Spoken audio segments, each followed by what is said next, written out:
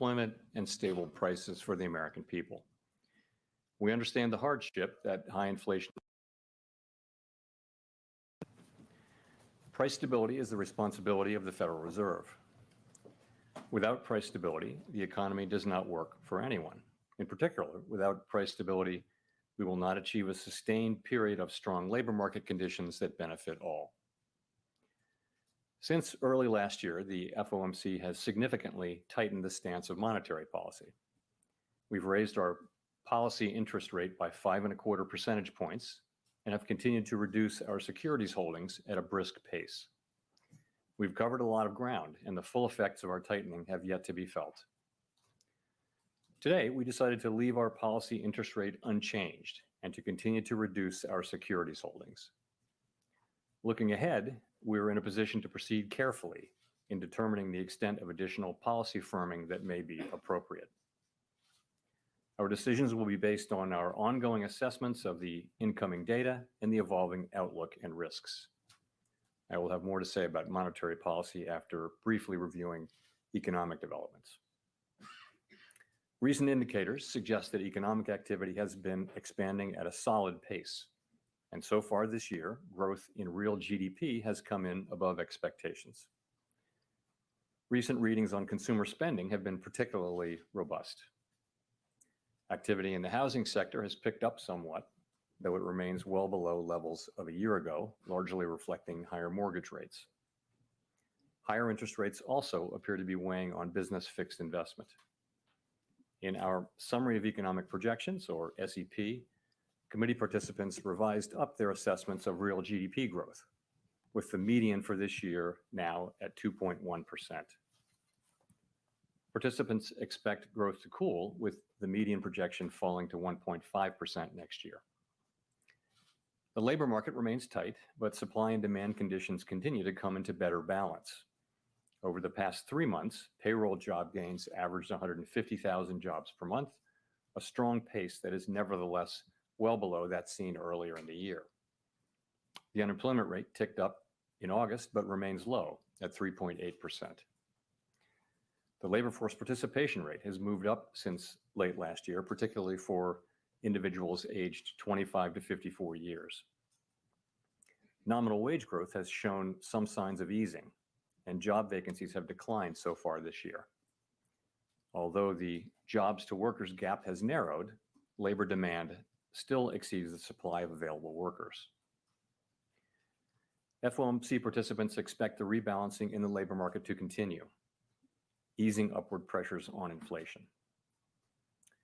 The median unemployment rate projection in the SEP rises from 3.8% at the end of this year to 4.1% over the next 2 years. Inflation remains well above our longer run goal of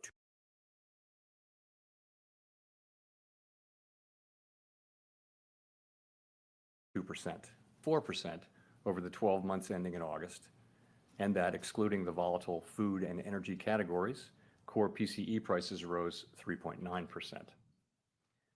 Inflation has moderated somewhat since the middle of last year, and longer-term inflation expectations appear to remain well anchored, as reflected in a broad range of surveys of households, businesses, and forecasters, as well as measures from financial markets. Nevertheless, the process of getting inflation sustainably down to 2% has a long way to go.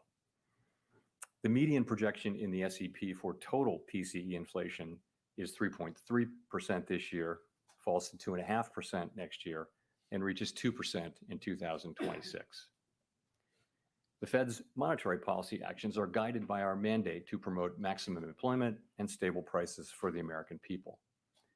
My colleagues and I are acutely aware that high inflation imposes significant hardship as it erodes purchasing power, especially for those least able to meet the higher costs of essentials like food, housing, and transportation. We are highly attentive to the risks that high inflation poses to both sides of our mandate, and we are strongly committed to returning inflation to our 2% objective. As I noted earlier, since early last year, we have raised our policy rate by 5.25 percentage points. We see the current stance of monetary policy as restrictive, putting downward pressure on economic activity, hiring, and inflation. In addition,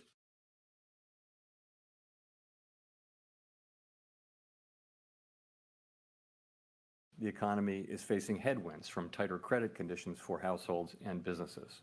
Range for the federal funds rate at 5.25% to 5.5%, and to continue the process of significantly reducing our securities holdings. We are committed to achieving and sustaining a stance of monetary policy that is sufficiently restrictive to bring inflation down to our 2% goal over time. In our SEP, FOMC participants wrote down their individual assessments of an appropriate path for the federal funds rate based on what each participant judges to be the most likely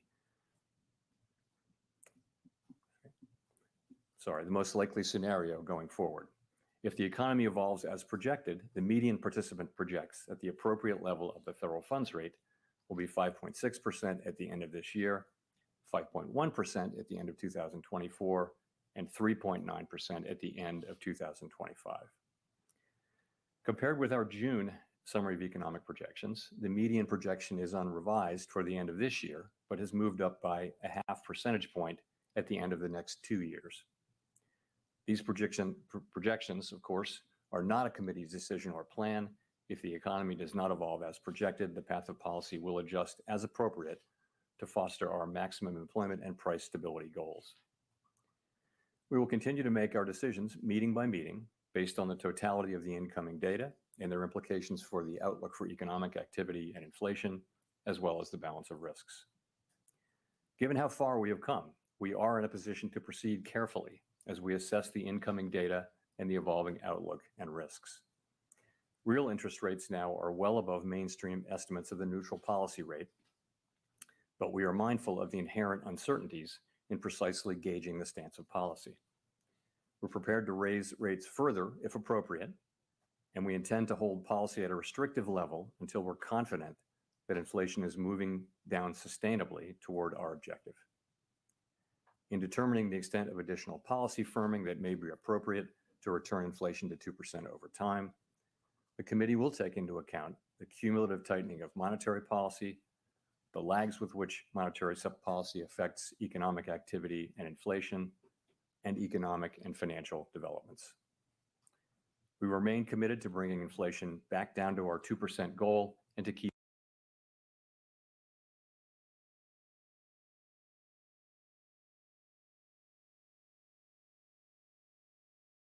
longer-term inflation expectations well anchored.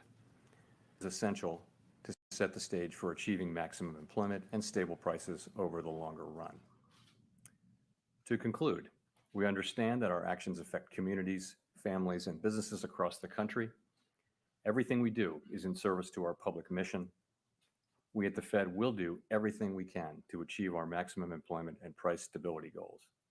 Thank you, and I look forward to your questions.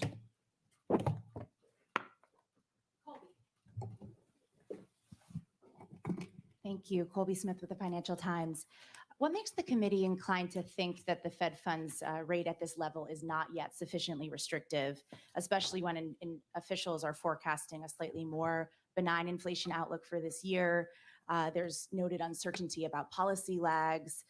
Headwinds have emerged from the looming government shutdown, the end of federal childcare funding, resumption of student debt payments, things of that nature.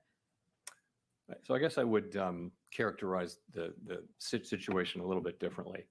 So we decided to maintain the target range for the federal funds rate where it is at 5.25% to 5.5%, while continuing to reduce our securities holdings.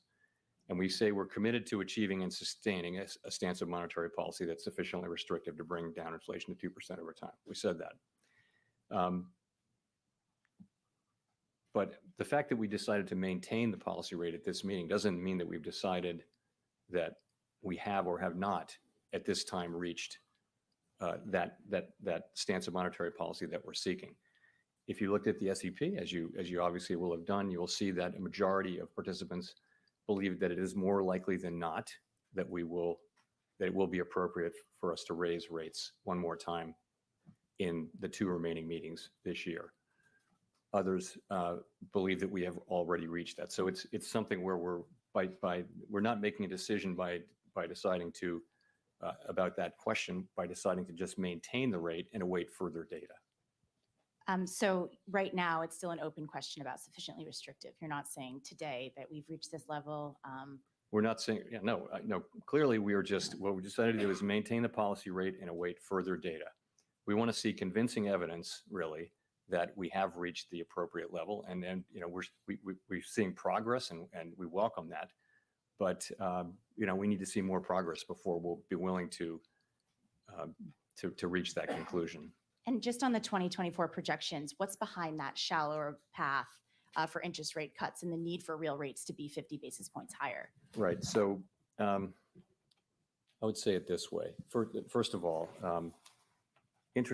real interest rates are positive now. They're meaningfully positive.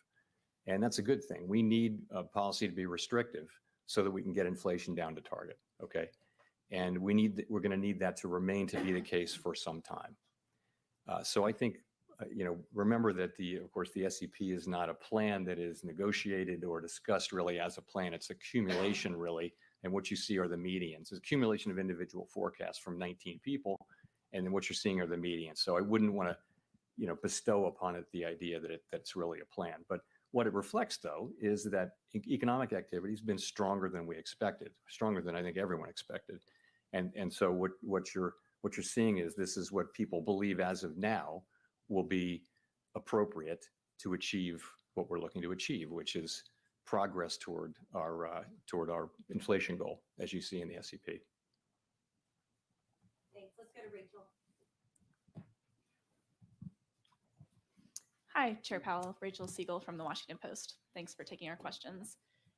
How would you characterize the debate around another hike or holding steady? Is it discussion around lag times, fear of too much slowing, too little slowing? Could you walk us through what this disagreement was about at the meeting? Yeah, so the proposal at the meeting was to maintain our current policy stance. And I think there was obviously unanimous support for that.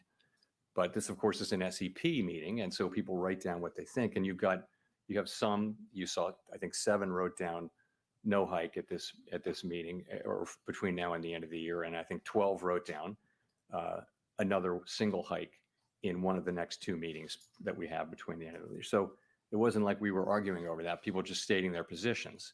And really what people are saying is, let's see how the data come in. We want to see, what we want to see. We want to see that these good inflation readings that we've been seeing for the last 3 months, we want to see that it's more than just 3 months, right? We want to see, the labor market report that we received, the last one that we received, was a good example of what we do want to see. It was a combination of across a broad range of indicators, continuing rebalancing of the labor market. So those are the 2 things. Those are our 2 mandate variables, and that's the progress that we want to see. But I think people, they want to be convinced, they want to be careful not to jump to a conclusion really one way or the other, but just be convinced that the data, support that conclusion. And that's why, given how far we've come and how quickly we've come, we're actually in a position to be able to proceed carefully as we assess the incoming data and the evolving outlooks and risks and make these decisions meeting by meeting. And in your view, I know nothing has been decided yet, but what would one more hike at the end of the year do to the economy or to inflation? And on the other side, what would no hike do, if you could sort of game that out for us? So, you can make the argument that one hike one way or the other won't matter. But for us, we're trying, obviously as a group, it's a pretty tight cluster of where we think that policy stance might be. But we're always going to be learning from data. We've learned all through the course of the last year that actually we needed to go further than we had thought. You go back a year and what we wrote down, it's actually gotten higher and higher. So we don't really know and that's why, again, we're in a position to proceed carefully at this point. A year ago, we proceeded pretty quickly to get rates up. Now we're fairly close, we think, to where we need to get.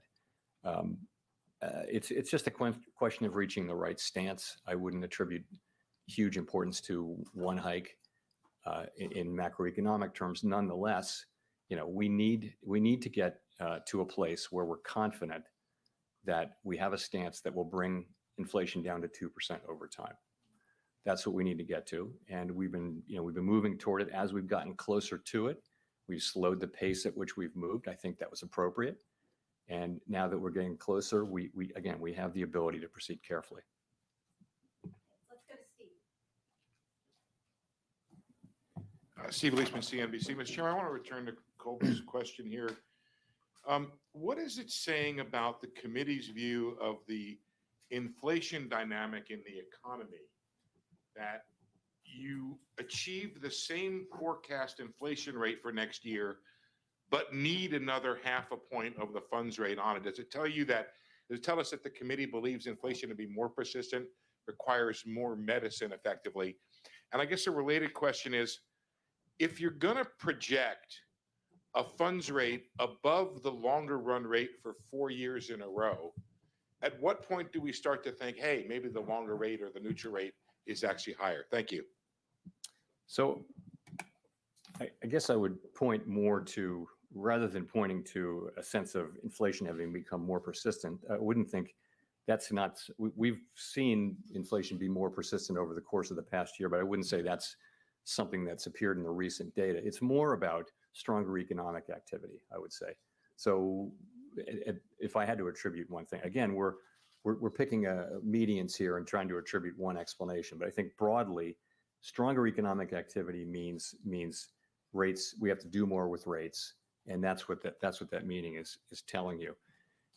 In terms of what the neutral rate can be, you know, we know it by its works. We only know it by its works, really. We can't, you know, the model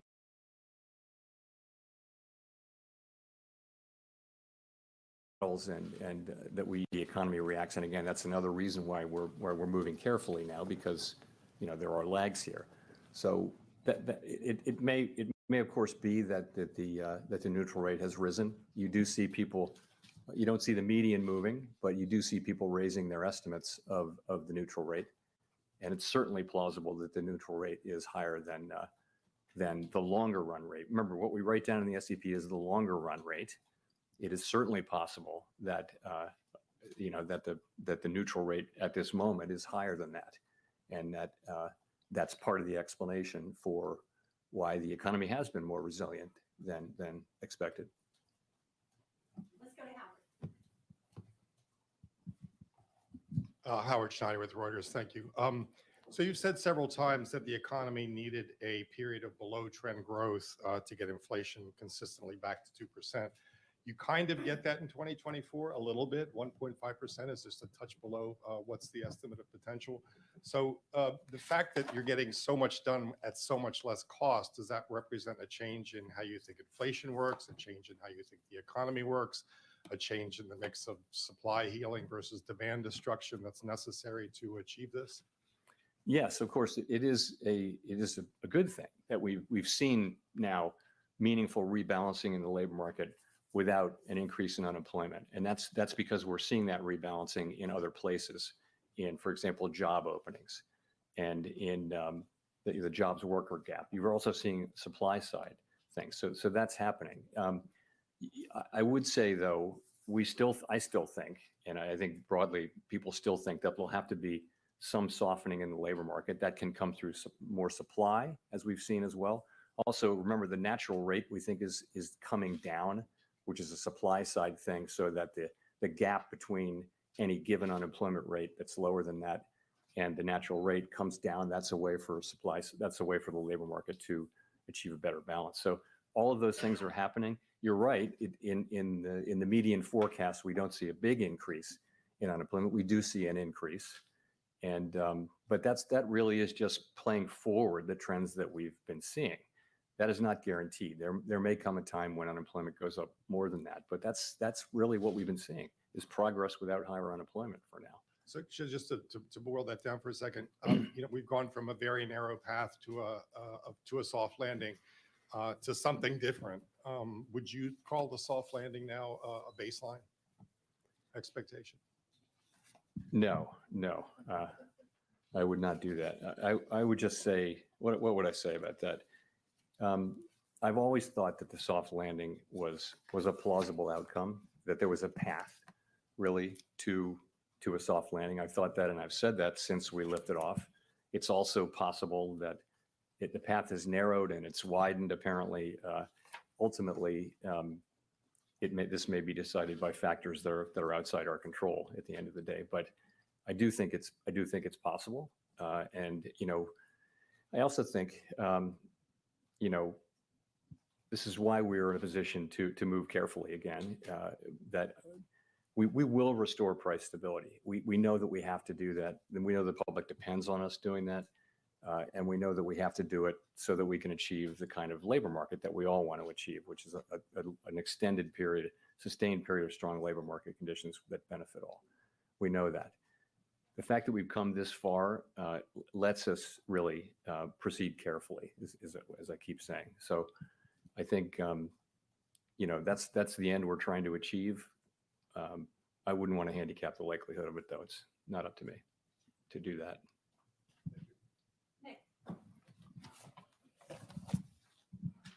Nick Timros of the Wall Street Journal. Chair Powell, both you and Vice Chair Williams have indicated that sufficiently restrictive will be judged on a real rather than nominal basis, implying some scope for nominal rate cuts next year, provided further compelling evidence that price pressures will continue to subside. Is the FOMC focused on targeting a real level of policy restriction? And can you explain what would constitute enough evidence that will allow the FOMC to normalize the nominal stance of policy while keeping real policy settings sufficiently restrictive? I mean, yes, we understand that it's a real rate that will matter and that it needs to be sufficiently restrictive. Again, I would say, sufficiently restrictive only when you see it. It's not something you can arrive at with confidence in a model or in various estimates, And so what are we seeing? We're seeing, through a combination of the unwinding of the pandemic-related demand and supply distortions and monetary policies work in suppressing demand or alleviating very high demand. The combination of those two things is actually working. You're seeing, inflation coming down. It's principally now in goods, also in housing services. You begin to see effects of it in non-housing services as well. So we think that is working. And I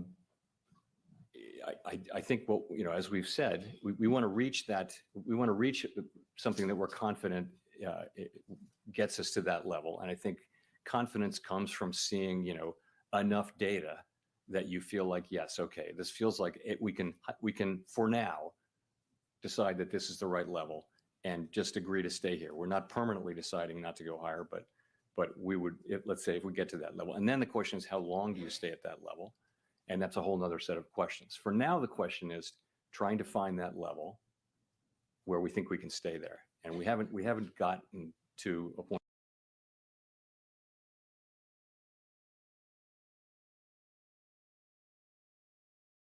of confidence about that yet. That's the stage This year, and even then it seems possible that core PCE inflation could come in even lower than the median at 3.7%. Would you see a case to raise rates still if it turned out that you were going to achieve the same real rate this year because the decline in inflation proceeds somewhat better than you currently anticipate? The decision that we make at each meeting, and certainly at the last two meetings this year, it's going to depend on the totality of all the data. So the inflation data, the labor market data, the growth data, the balance of risks and the other events that are happening out there. We take all of that into account. So I can't really answer a hypothetical about one piece of that. It'll be trying to reach a judgment over whether we should move forward with another rate hike overall, and whether that would increase our confidence that yes, this is an appropriate move, and it will help us be more confident that we've gotten to the level that we need to get to. Gina. Thanks, Chair Powell. Following up on Nick's question, actually, John Williams, the New York Fed president, obviously has said things to the effect of next year, as we see inflation kind of, again, to Nick's point, as we see inflation coming down, we're going to need to reduce interest rates to make sure that we're not squeezing the economy harder and harder over time. And I wonder if that's basically the logic that you apply, is that how you think about it? And then I also wonder, in the last press conference, you said something to the effect of, it's a full year out, those discussions, and people interpreted that to mean that you didn't see a possibility of a rate cut in the first half of next year. And I wonder if that was what you meant by that, or whether, how you're thinking about that timing. No, when I answer these questions about hypotheticals about cutting, I'm never intending to send a signal about timing. I'm just answering them as the question is expressed. So please, I wouldn't want to be taken that way. Sorry, the first question was that how? Yeah, so we're as we go into next year, that's the question we'll be asking is, taking into account lags and everything else we know about the economy and everything we know about monetary policy. The time will come at some point, and I'm not saying when, that it's appropriate to cut. Part of that may be that real rates are rising because inflation is coming down. Part of it just may be that it'll be all the factors that we see in the economy. And, that time will certainly come at some point. And what you see is us writing down, a year ahead estimates of what that might be. And, there's so much uncertainty around that. In the moment, we'll do what we think makes sense. No one will look back at this and say, hey, we made a plan. It's not like that at all. These are estimates made a year in advance that are highly uncertain, and that's how it is. Neil. Thanks so much, Chair Powell. Neil Irwin with Axios. Wonder, how do you think about the question of whether the strong GDP growth that we've been seeing is driven by excess demand versus supply side factors, productivity, labor force growth? And relatedly, if GDP keeps coming in hot, even in the absence of inflation resurgence, would that on its own be a reason to consider more tightening? So on your first question, we're looking at GDP very, very carefully to try to understand really what's the direction of it, what's driving it, and it's a lot of consumer spending. The consumer's been very robust in spending. So that is, that's how we're looking at it. Sorry, your second question was? There's GDP stays hot, but without inflation. So I think the question will be, GDP is not a mandate, right? Maximum employment and price stability are the mandates. The question will be, is GDP, is the heat that we see in GDP, is it really a threat to our ability to get back to 2% inflation? That's going to be the question. It's not a question about GDP on its own. It's you're expecting to see this improvement, continued rebalancing in the labor market and inflation moving back down to 2% in a sustainable way. We have to have confidence in that, and we'd be looking at GDP just to the extent that it threatens one or both of those.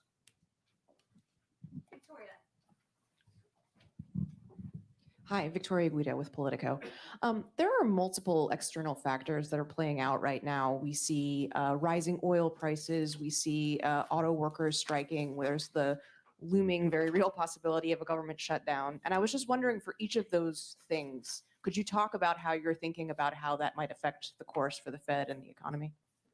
So there is a long list, and you hit some of them, but it's the strike, it's government shutdown, resumption of student loan payments, higher long-term rates, oil price shock. There are a lot of things that you can look at, and so what we try to do is assess all of them and handicap all of them. And ultimately, though, there's so much uncertainty around these things. To start with the strike, first of all, we absolutely don't comment on the strike, as we have no view on the strike one way or the other, but we do have to make an assessment of its economic effects to do our jobs. So, the thing about it is so uncertain. It will depend. The economic effects, it could affect, we've looked back at history, it could affect economic output, hiring, and inflation, but that's really going to depend on how broad it is and how long it's sustained for. And then it also depends on how quickly production can make up for lost production. So none of those things are known right now. It's very, very hard to know. So you just have to leave that uncertain, and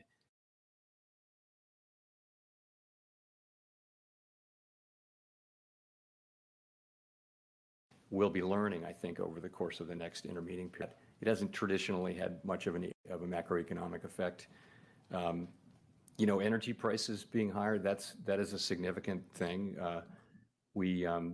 Energy prices being up can affect spending. It can affect over time. A sustained period of higher energy prices can affect consumer expectations about inflation. We tend to look through short-term volatility and look at core inflation, But so the question is, how long are higher prices sustained? We have to take those macroeconomic effects into account as well. Those are some of them. I'm not sure if I hit them all, but I mean, ultimately, you're coming into this with an economy that appears to have significant momentum, and that's what we start with. But we do have this collection of risks that you mentioned. Craig Torres from Bloomberg News. I was a little surprised, Chair Powell, to hear you say that a soft landing is not a primary objective. This economy is seeing added supply in a way that could create long-term inflation stability. We have prime age labor force participation moving up where people can add skills. Workers want to work. We have a boom in manufacturing construction. We've had a decent spate of home building. And since inflation's coming down with strong GDP growth, we may have higher productivity. All are which good for the Fed's longer run target of low inflation. And if we lose that in a recession, aren't we opting for the awful hysteresis that we had in 2010? So are you taking this into account as you pursue policy? Thank you. To begin, a soft landing is a primary objective, and I did not say otherwise. I mean, that's what we've been trying to achieve for all this time. The real point, though, is the worst thing we can do is to fail to restore price stability, because the record is clear on that. If you don't restore price stability, inflation comes back, and you go through it, you can have a long period where the economy is just very uncertain, and it'll affect growth. It'll affect all kinds of things. It can be a miserable period to have inflation constantly coming back and the Fed coming in and having to tighten again and again. So the best thing we can do for everyone, we believe, is to restore price stability. I think now, today, we actually, we have the ability to be careful at this point and move carefully, and that's what we're planning to do. So we fully appreciate that, the benefits of being able to continue what we see already, which is rebalancing in the labor market and inflation coming down without seeing, an important large increase in unemployment, which has been typical of other tightening cycles. So. Hi, thank you. Chris Rugaber at Associated Press. When you look at the disinflation that has taken place so far, do you see it mostly as a result of what some economists are calling the low-hanging fruit, such as the unwinding of supply chain snarls and other pandemic disruptions, or is it more a broad disinflationary trend that involves most goods and services across the economy? Thank you. So if I understood your question, I would say it this way.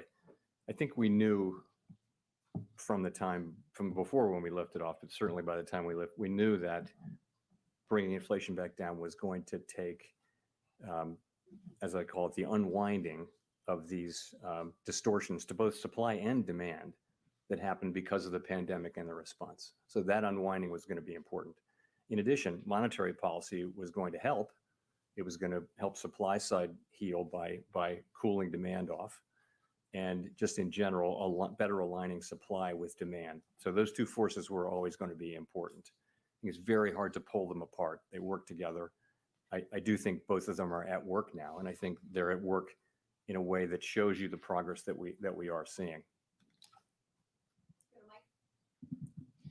Michael McKee from Bloomberg Television and Radio. In June, you forecast a 5.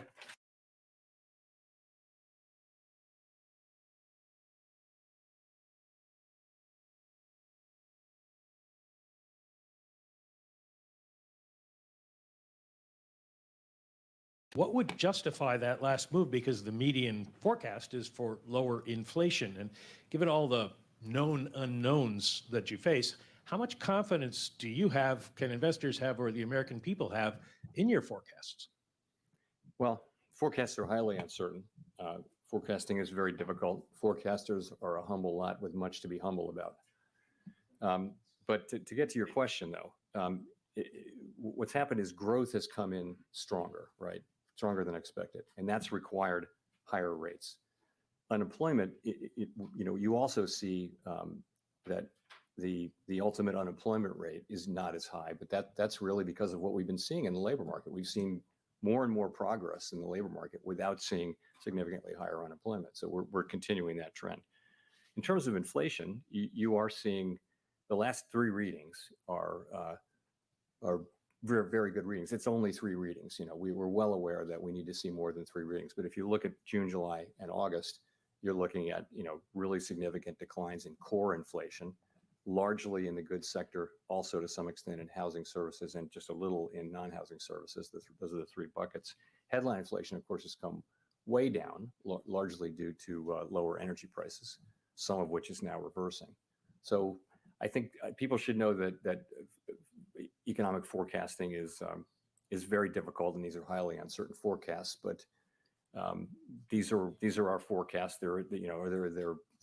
We have very high quality people working on these forecasts, and I think they stand up well against other forecasters. But just the nature of the business is the economy is very difficult to forecast. Given the forecast that you have, what justified not moving today, and what could justify moving in the future if you think?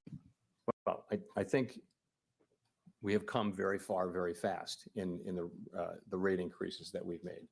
And I think it was important at the beginning that we move quickly, and we did.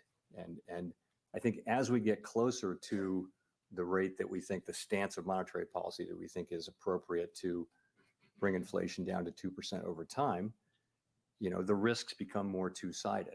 And the risk of over-tightening and the risk of under-tightening that becomes more equal. And I think the natural common sense thing to do is, as you approach that, you move a little more slowly as you get closer to it. And that's what we're doing. So we're taking advantage of the fact that we have moved quickly to move a little more carefully now as we sort of find our way to the right level of restriction that we need to get inflation back down to 2%.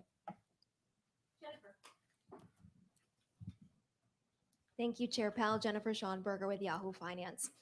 With your focus on year-over-year PCE, isn't it true that base effects are huge, and that by the time you meet in November, that it's more likely that you'll have a low PCE number that would make you feel more comfortable? And secondly, how would the lack of key indicators like CPI, the jobs report, impact your approach in upcoming meetings if we were to have a government shutdown? Thank you. Yeah, I missed the first question. What was the what factors? The base factors. Base factors. Okay. So on that, we're looking at just monthly, right? You can look at just monthly readings and see what the increase was from the prior month. So you're right. When you go back 3, 6, and 12 months, you get base factors, but we can adjust for that.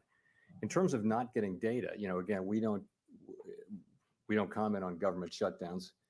It's possible if there is a government shutdown and it lasts through the next meeting, then it's possible we wouldn't be getting some of the data that we would ordinarily get, and we would just have to deal with that. And I don't know. It's hard for me to say in advance how that would affect that meeting. It would depend on all kinds of factors that I don't know about now, but it's certainly a reality that's a possibility.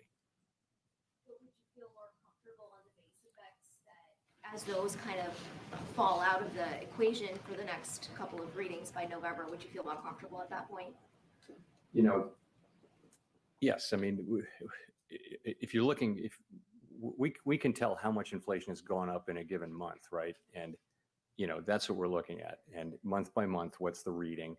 And I think what we're really looking at is there's a tendency to look at shorter and shorter maturities, but they're incredibly volatile and they can be misleading. That's why we look at 12-month. But I think in this situation where it looks like we've had a bit of a turn in inflation starting in June, we're also looking at 6 months and even 3 months, but really 6 months inflation. So you're looking at it over that period and over longer periods. That's the right way to go. And we don't need to be in a hurry in getting to a conclusion about what to do. We can let the data evolve. Thanks for the question, Chair Powell. Edward Lawrence with Fox Business. So I want to focus back in on oil prices. We're seeing oil prices, as you mentioned, move up, and that's pushing the price of gas. So how does that factor into your decision to raise rates or not? Because the last 2 inflation reports, PCE and CPI, we've seen the overall inflation has actually risen. Right. So, energy prices are very important for the consumer. This can affect consumer spending. It certainly can affect consumer sentiment. I mean, gas prices are one of the big things that affects consumer sentiment. It really comes down to how persistent, how sustained these energy prices are. The reason why we look at core inflation, which excludes food and energy, is that energy goes up and down like that, and it doesn't. Energy prices mostly don't contain much of a signal about how tight the economy is, and hence don't tell you much about where inflation's really going. However, we're well aware, though, that if energy prices increase and stay high, that'll have an effect on spending, and it may have an effect on consumer expectations of inflation and things like that. That's just things we have to monitor. So. On the consumer, they're putting more and more of this on their credit card. The consumer seeing, record credit spending. How long do you think the consumer can manage that debt at higher interest rates now? And are you concerned about a debt bubble related to that? So to finish my prior thought, I was saying that's why we tend to look through energy moves that we can see as short-term volatility.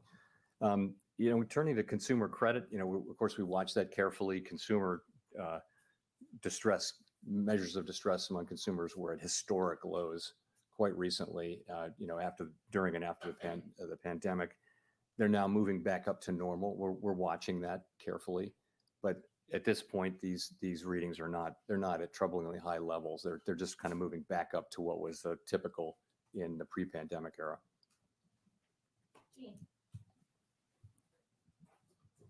Hi, Jean Young with M&I Market News. Yields along the Treasury curve have risen to their highest in years. What is the Fed's view about what's been driving that increase in recent weeks, and how much of it can be attributed to macro explanations and how much to technical factors? So you're right. Rates have moved up significantly. I think it's always hard to say precisely, but most people do a common decomposition of the increase, and the view will be it's not mostly about inflation expectations. It's mostly about other things, either term premium or real yields, and it's hard to be precise about this. Of course, everyone's got models that'll give you a very precise answer, but they give you different answers. So, but essentially, they're moving up because it's not because of inflation. It's because it'll probably have something to do with stronger growth. I would say more supply of treasuries. The common explanations that you hear in the markets kind of make sense.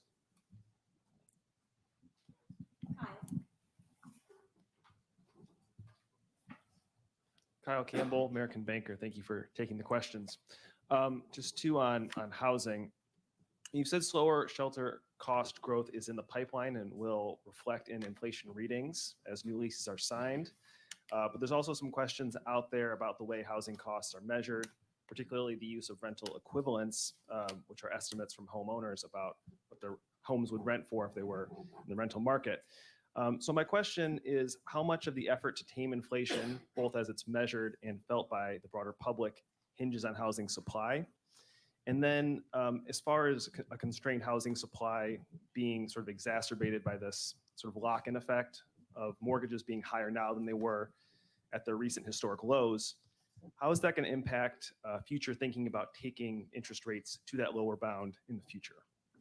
So on the supply point, of course, supply is very important over time in setting house prices and for that matter, rents. And supply is kind of structurally constrained.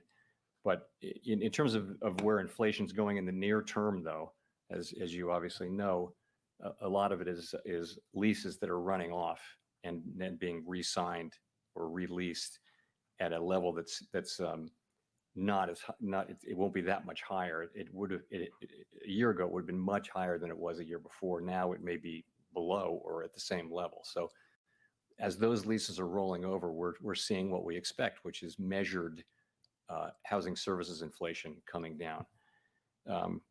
Your second question was the lock-ins. How much is that affecting things, really? Is that going to affect your decisions to potentially bring rates down to their lower bound in the future, sort of creating that sort of bubble of buying and then a lock-in that sort of stagnates the housing market?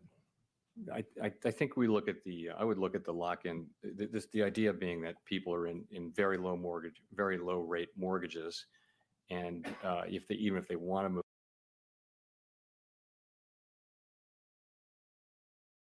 move now, they would be hard because the new mortgage would be so expensive.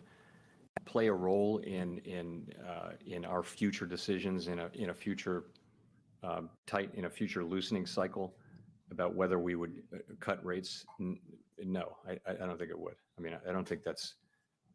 I think we'd be looking at what fundamentally what rates does the economy need, and in an emergency like the pandemic or during the global financial crisis, you have to cut rates to the point that you have to do what you can to support the economy. So I wouldn't think that would be a reason for us not to do that. It's not something we're thinking about at all right now, but down the road, I wouldn't think so. Hi, Nancy Marshall-Genzer with Marketplace. Chair Powell, you've mentioned several things that would possibly weigh on consumer confidence, maybe cut back consumer spending, possible government shutdown, high gas prices. At this point, would the Fed welcome a decrease in consumer spending? Would that help you get inflation closer to your 2% target? I wouldn't say it that way. We're not looking for a decrease in consumer spending. It's a good thing that the economy is strong. It's a good thing that the economy has been able to hold up under the tightening that we've done. It's a good thing that the labor market's strong. The only concern, and it just means this: if the economy comes in stronger than expected, that just means we'll have to do more in terms of monetary policy to get back to 2%, because we will get back to 2%. Does that answer your question? Yeah, and I guess on the other hand, would you worry that that could contribute to an economic slowdown or even a recession? Well, that's always a concern. I mean, concern number one is restoring price stability, because in the long run, that's something we have to do so that we can have the kind of economy we really want, which is one with sustained period of tight labor market conditions that benefit all, as I've said a couple times. So that said, of course, we also now, given how far we've come with our rate hikes and how quickly we've come here, we do have the ability to be careful as we move forward because of that consideration. Thank you, Chair Powell. Simon Rabinovich with The Economist. One of the factors in the economic resilience to date appears to be a lesser degree of rate sensitivity than in the past. Obviously, we've talked about households with long fixed rate mortgages, also companies that refinanced before last year. What is your thinking about the efficacy of rates and how that's changed? And then related to that, how do you think about the distributional consequences, in the sense that if you're a relatively wealthy household with a long fixed rate mortgage, the past year has not been all that tough with rates going up, whereas if you're relying on your credit card for supporting your consumption, in fact, times are getting a lot tougher, a lot more quickly. Thanks. So I guess it's fair to say that the economy has been stronger than many expected, given what's been happening with interest rates. Why is that?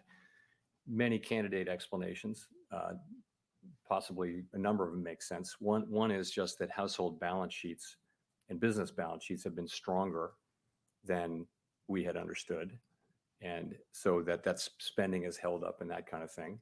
We're not sure about that. The savings rate for consumers has come down a lot. The question is whether that's sustainable. It could just mean that the date of effect is later. It could also be that for other reasons, the neutral rate of interest is higher for various reasons. We don't know that. It could also just be that policy hasn't been restrictive enough for long enough. And there are many candidate explanations. We have to, in all this uncertainty, make policy. And I feel like what we have right now is what's still a very strong labor market, but that's coming back into balance. We were making progress on inflation. Growth by many forecasts, many forecasts call for growth to moderate over the course of the next year. So that's where we are, and we have to deal with what comes. On your second question your second question was distributional, but can you be a little clearer about that? Yeah, my point there was that if you're somebody who has a long fixed rate mortgage, you've been able to endure the higher rates relatively easily. If you're somebody who's living month to month off of your credit card, current financing rates are punitive. Yes. And so the point I would make there is that we're trying to get inflation back down. The people who are most hurt by inflation are the people who are on a fixed income. If you're a person who spends all of your income, you don't really have any meaningful savings. You spend all your income on the basics of life: clothing, food, transportation, heating, the basics. And prices go up by 5, 6, 7%. You're in trouble right away. Whereas even middle class people have some savings and some ability to absorb that. So it is for those people, as much as for anybody, that we need to restore price stability. And we want to do it as quickly as possible. Obviously, we would like to do that. We'd like the current trend to continue, which is that we're making progress without seeing the kind of increase in unemployment that we've seen in past things. But you're right, though. When we raise rates, people who are who are living on credit cards and borrowing are going to feel that more. They are. And of course, people with lots of savings also have a much lower marginal propensity to consume, and so it's not going to affect them as much. Let's go to Greg Robb for the last question. Thank you, Chair Powell. Greg Robb from MarketWatch.